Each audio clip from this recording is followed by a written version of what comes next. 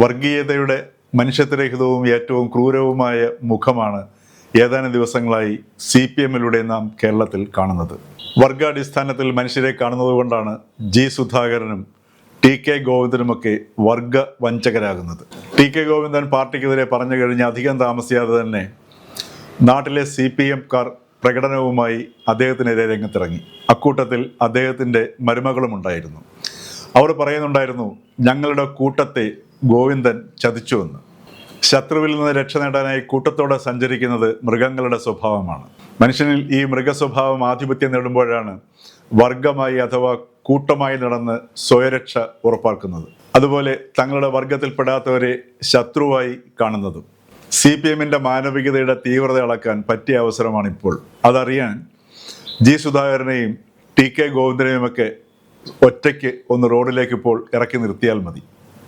മനുഷ്യർ വർഗം തിരിയാതെ ഒരു ജാതിയായി നീങ്ങി വിദ്യാഭ്യാസത്തിലൂടെ സ്വതന്ത്രരായി സംഘടിച്ച് ശക്തിയാകാനാണ് ശ്രീനാരായണ ഗുരു പറഞ്ഞത്. ആ നവോത്ഥാന പശ്ചാത്തലത്തെയാണ് കമ്മ്യൂണിസം എന്ന മനുഷ്യനെ വർഗമായും വർഗശത്രുക്കളായും വേർതിരിച്ചത്.